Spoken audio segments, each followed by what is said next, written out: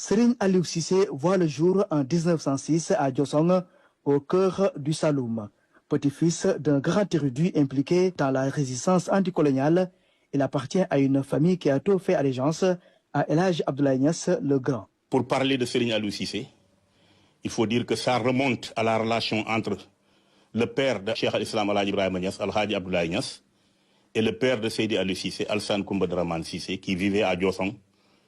Et ils étaient liés par une amitié inébranlable, parce que, comme vous le savez, la famille des Cissé est l'une des premières familles à accepter le leadership de Cheikh Al Hadji Abdoulaye Niass et de prendre le wird Tidjaniya II. De cette allégeance naît une relation spirituelle et d'amitié entre El Hadji Abdoulaye Niass et Alassane Coumba Dramane Cissé, laquelle facilitera la rencontre décisive entre Cheikh Ibrahima Niass et Seydi Aliou Cissé. Alassane Coumba, avant de quitter ce monde, avait laissé aussi un testament, comme quoi que tout ce qu'il laissait derrière était dédié à son fils Seydi Aliou, et que aussi il le remettait à Al Hadji Abdoulaye Niass pour qu'il le prenne en charge.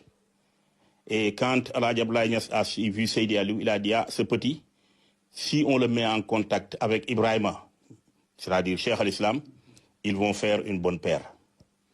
Et c'est lors de ce voyage que Seydi Aliou Cissé est venu avec Mame El Hadji Abdoulaye Niass ici à Kaolack et il a confié Seydi Aliou à Cheikh al-Islam Al Hadji Ibrahima Niass. Sous la direction de Cheikh Ibrahima Niass, son maître, Serigne Aliou Cissé approfondit des savoirs variés. Par sa rigueur, son dévouement et son humilité, il gagne la confiance de Baye Niass, qui l'adopte et le fait progressivement accéder aux plus hautes responsabilités de la tariqa tijane. En tant que secrétaire particulier du Cheikh, il assume l'intérim du marabout lors de ses absences. Cheikh Ibrahim a dit que Seydi Aliou Cissé est ma doublure, ou bien ma deuxième existence. Mieux, un jour, il voyageait et il a dit aux gens qui étaient avec lui ici à Medina Baye Kaolack que c'est votre cher, le cheikh de Seydi Aliou Cissé qui voyage. Mais vous, votre cheikh, il est là, c'est Seydi Aliou Cissé.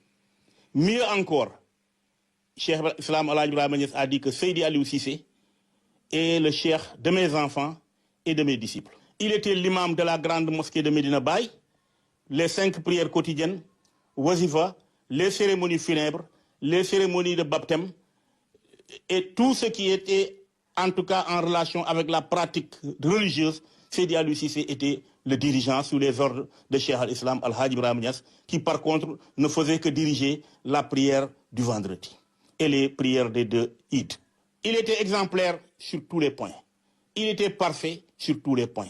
Et quand il s'agissait de sa relation avec Cheikh al-Islam Al Hadji Ibrahima Niass, il n'y avait pas de limite.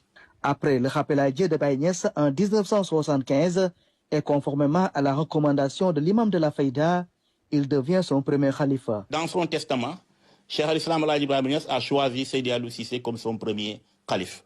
Donc de 1975 à 1982, il l'a assuré à sa manière